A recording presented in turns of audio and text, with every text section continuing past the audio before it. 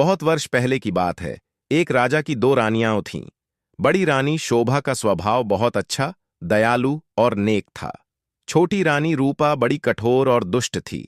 बड़ी रानी शोभा की एक पुत्री थी जिसका नाम देवी था। रानी रूपा की भी एक बेटी थी जिसका नाम तारा था। रानी रूपा अत्यंत चालाक और महत्वाकांक्षी थी। वह चाहती थी कि राज्य की सत्ता पूरी तरह से उसके हाथ में रहे। राजा भी उससे दबा हुआ था। रानी रूपा बड़ी रानी और उसकी बेटी से घृणा करती थी। एक दिन उसने राजा से कहा कि रानी शोभा और देवी को राजमहल से बाहर निकाल दिया जाए। राजा रानी रूपा की नाराजगी से डरता था।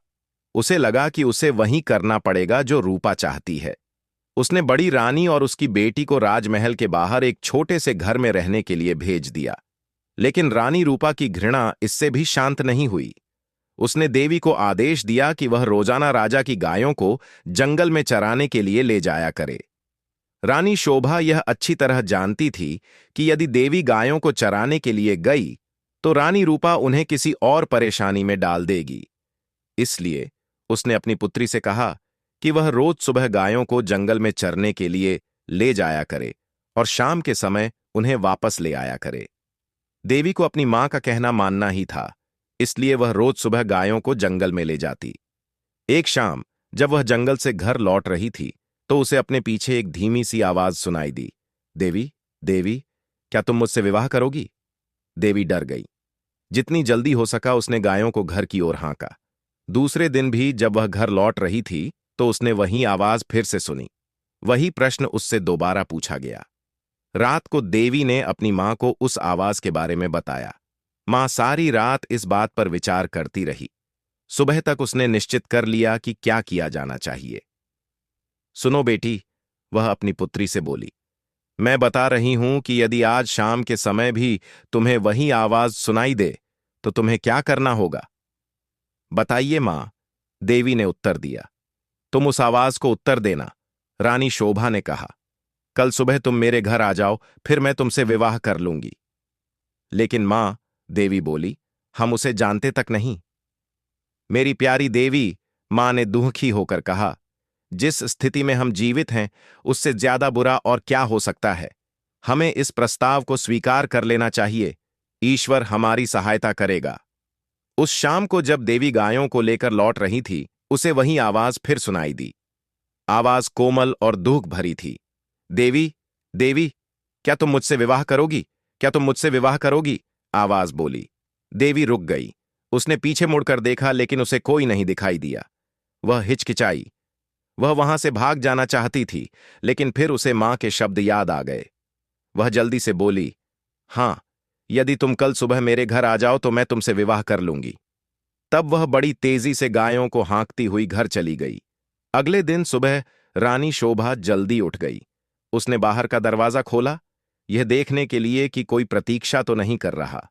वहां कोई नहीं था। अचानक उसे एक धक्का लगा और वह स्तब्ध रह गई। एक बड़ा अजगर कुंडली मारे सीढ़ियों पर बैठा था। रानी शोभा सहायता के लिए चिल्लाई। देवी और नौकर भागे भागे आए कि क्या बात है। तभी एक आश्चर्यजनक बात हुई। अजगर बोला, नमस्कार। उसका स्वर बहुत विनम्र था। मुझे निमंत्रित किया गया था, इसलिए मैं आया हूं। आपकी लड़की ने मुझसे वादा किया था कि यदि मैं सुबह घर आ सकूं तो वह मुझसे विवाह कर लेगी। मैं इसीलिए आया हूं। रानी शोभा की समझ में नहीं आ रहा था कि वह करे तो क्या करे।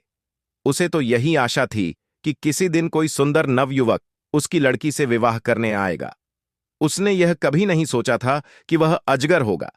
एक नौकर भागकर रानी रूपा के पास गया और उसे उसने सारी घटना बता दी। रानी यह सुनकर प्रसन्न हुई। वह उसी समय अपने नौकरों के साथ रानी शोभा के घर गई। यदि राजकुमारी देवी ने किसी के साथ विवाह का वादा किया है, वह बोली, तो उसे अपना वादा अवश्य निभाना चाहिए। रानी होने के नाते यह देखना मेरा कर्तव्य है कि वह अपना वादा पूरा करे। उसी दिन विवाह हो गया।